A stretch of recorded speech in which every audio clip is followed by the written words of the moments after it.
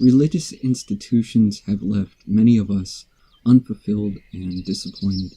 The strict structuring, the hypocrisy, and contradictory beliefs and behaviors, or simply their failure to bring us any closer to that experience of inner peace or divine union. All of these are common reasons why so many have abandoned the churches and the temples. But not everyone throws the baby out with the bathwater. Not everyone becomes a materialist necessarily. There are many people these days who still yearn for spiritual connection, yet have no interest in traditional organized religions.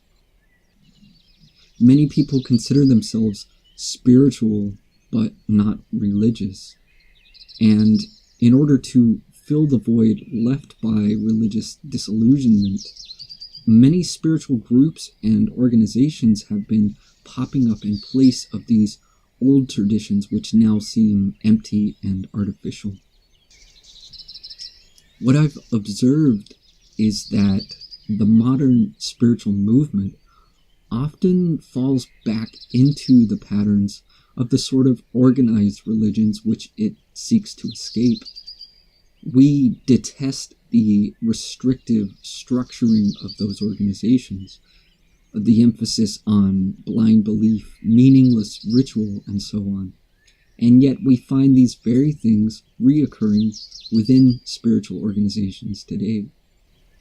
So many of the people who I meet who consider themselves spiritual but not religious tend to adhere to a common set of ritual and belief, and yet seem to have very little personal experience with the concepts they espouse.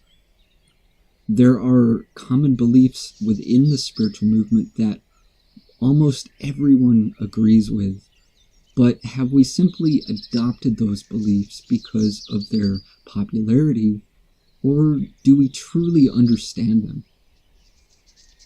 When we talk about these concepts, are we not regurgitating information handed down to us on authority and then simply accepted by faith?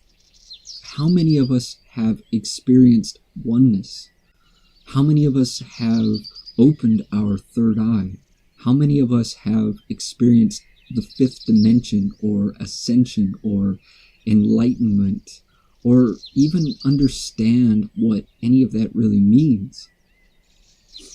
Are these realities which we have come to know through our own direct personal experience, or is it simply something we read in a book or we've heard others speak about, and because it sounded interesting, or because everyone else is talking about it, or whatever the reason may be, we simply decided to go along with it?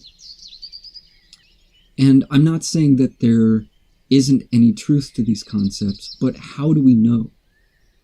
If we simply accept them because that's what everyone else believes, then what is the good in that? Religion is all about people accepting beliefs on consensus without ever knowing for certain if they're true. So how can we know? How can we find out for ourselves? If we're simply accepting these ideas without personal experience, then we're no longer talking about spirituality in the pure sense of the word. We're talking about religious belief. We tend to gravitate toward structure.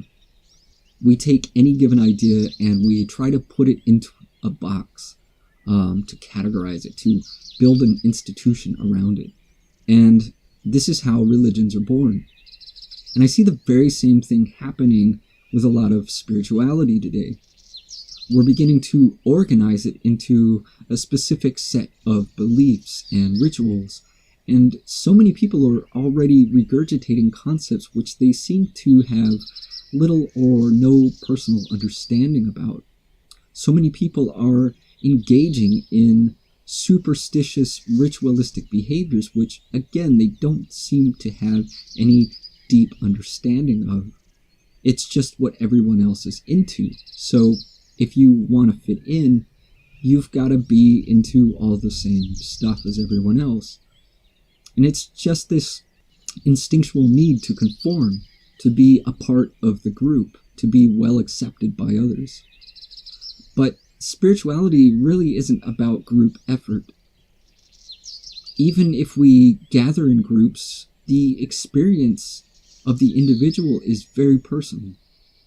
And while groups can be useful, we have to take time away. We need time for solitude, time for aloneness, in order that we don't become too much influenced by conformative thinking and behavior.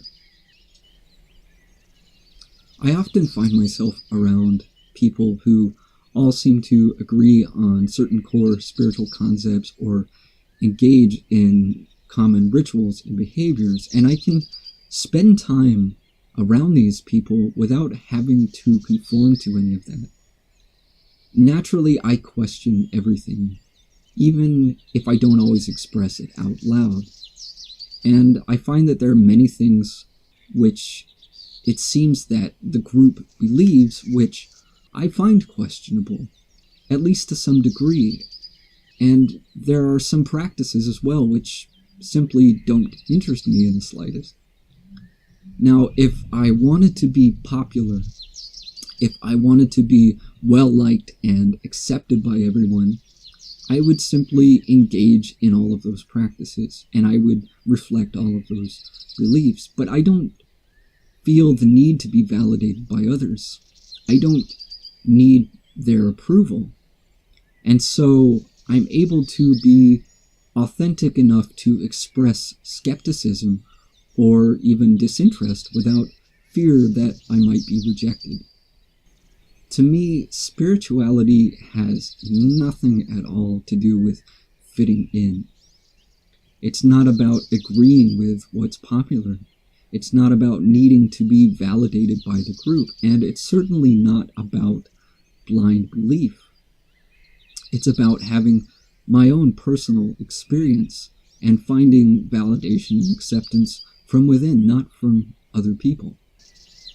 And I think that this is very important, that we learn to find this kind of inner validation, that we learn to love and accept ourselves without any need for the approval of others.